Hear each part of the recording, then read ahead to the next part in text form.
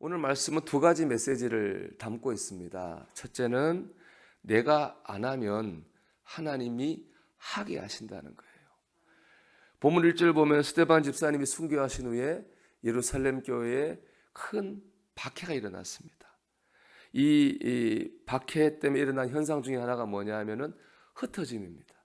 1절 말씀 보면 그날에 예루살렘에 있는 교회에 큰 박해가 있어 사도 외에는 다 유대와 사마리아 모든 땅으로 흩어지니라. 이 박해를 피해 가지고요, 성도들이 유대와 사마리아 땅으로 다 흩어졌습니다. 그리고 흩어진 그 자리에서 복음을 전했어요. 4절 보면 흩어진 사람들이 두루 다니며 복음의 말씀을 전할세. 핍박이 오히려 전도하는 계기가 됐습니다. 근데 온 유대와 사마리아로 나아가 전도하는 것은 원래 주님의 명령이었습니다.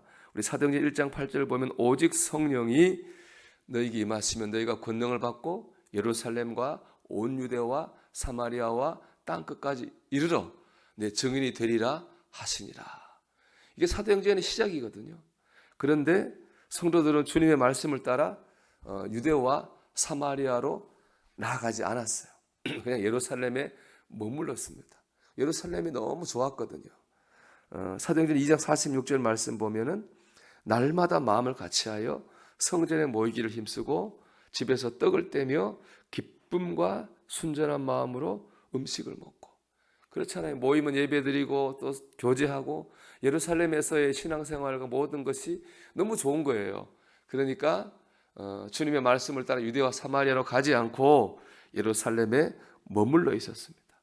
그러자 하나님께서 예루살렘에 핍박이 일어나게 하셨어요. 예루살렘을 떠나지 않으면 안 되게 만드신 거죠.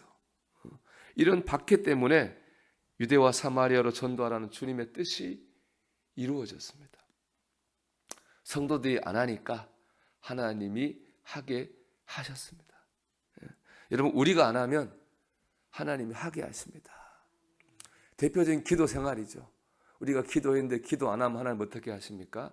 기도할 수밖에 없도록 우리의 삶에 고난을 주고 기도 제목을 주시잖아요. 모든 게 다 그렇죠. 내려놓아라, 순종해라, 용서해라. 하나님이 하게 하라고 하시는 게 있어요. 근데 우리가 그걸 안 하면 어떻게 합니까?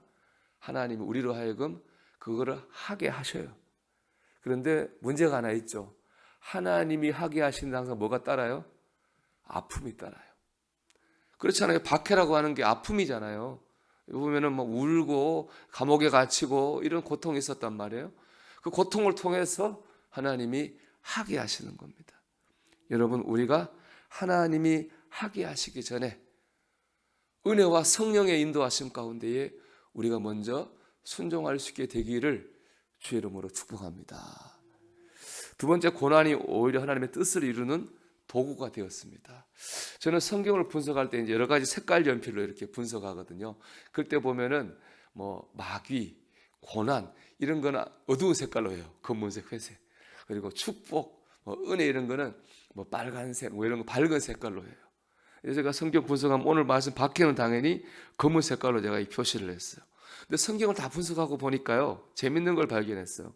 밝은 색, 어두운 색, 그 박해 어두운 색으로 표시했는데 그 어두운 박해 때문에 일어난 일을 보니까 다 밝은 색이에요. 박해는 어두운 색이었는데 박해 때문에 일어난 일은 다 뭐냐 하면 밝은 색, 좋은 일이 일어났다는 거예요. 6절 말씀 보면 박해 때문에 일어난 일이에요. 빌립이 사마리아 성에 내려가 그리스도를 백성에게 전파하니. 박해 때문에 전도하게 됐어요. 7절 보면 많은 사람에게 붙었던 더러운 귀신들이 크게 소리를 지르며 나가고 또 많은 중풍병자와 못 걷는 사람이 나으니. 전도하는 가운데 귀신이 떠나가고 질병이 낫는 역사가 나타났어요. 8절 보면 그 성, 사마리아 성이죠. 그 성에 큰 기쁨이 있더라. 기쁨이 생겼어요. 전도, 역사, 기쁨 다 좋은 일이잖아요. 근데 이 좋은 일이 다 박해라고 하는, 핍박이라고 하는 안 좋은 일을 통해서 일어났다는 거예요. 여러분, 하나님은요, 안 좋은 일을 통해서 좋은 일을 만드시는 분입니다. 박해는 성도들이 바라던 일이 아니었어요. 그런데 바라지 않던 그 일을 통해서 하나님은 전도하게 하시고 역사를 일으키시고 큰 기쁨이 있게 하셨습니다. 세상 일이 내 뜻대로 이루어지지 않을 때가 있죠. 근데 내 뜻대로 이루어지지 않는 그 상황 가운데에서 하나님의 뜻이 이루어지게 될 줄 믿습니다. 내 뜻대로 되지 않은 그 일을 통해서 하나님의 역사가 나타나게 된다는 겁니다. 저하고 친한 오산교회 그 부경환 목사님 제 간증을 늘 마음에 은혜 받은 게 있습니다. 이분이 사모님하고 대학 다닐 때부터 이렇게 연애를 했습니다. 학교 커플이었어요. 이제 졸업하면 결혼하기로 했어요. 예전이니까. 그래서 이 목사님은 그냥 집이 없으니까 학사장교로 가면 군대에서 숙소잖아요. 거기서 이제 결혼하자. 그리고 학사장교 시험을 봤어요. 1차도 붙고 2차도 붙고 이제 3차는 신혼조회만 남은 거예요. 당연히 될 줄 알았죠. 근데 이분이 부시잖아요. 제주도 사람이잖아요. 나중에 3차에 보니까 신혼조회 중에서 사돈의 팔 누구 걸리는 사람이 있었던 거예요. 그 떨어졌어요. 그럼 이제 모르고 이제 용산에 있는 국방부에서 합격자 발표를 보러 갔는데 당연히 붙을 줄 알았는데 떨어진 거예요.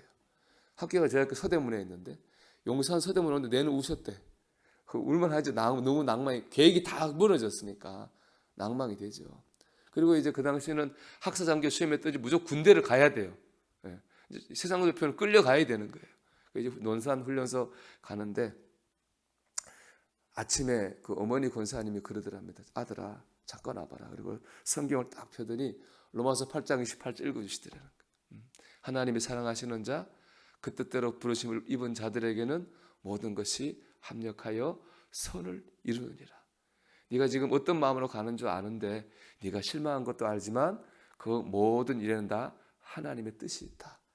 그러니까 낭망하거나 방황하지 말고 가서 군생활 열심히 하다 보면은 하나님의 뜻을 깨닫게 되고 이루게 될 거다. 이제 그런 말씀과 기도를 해주셨대요. 그리고 이분이 군대를 갔는데 대대 군종병이 됐는데 목사님이 안 계시니까 그 당시 군대가 3년이잖아요. 목사님이 안 계신 3년 동안에 신방도 하고 설교도 하고 새벽기도도 하고 3년 동안 목회를 온전히 다 한 거예요. 그리고 제대하고 이분이 첫 목회를 저 소도라고 100년 넘은 교회 한 150명 되는 교회로 첫 목회를 나갔습니다. 뭐 남자 군대 갔다 와봤자 26, 7이잖아요.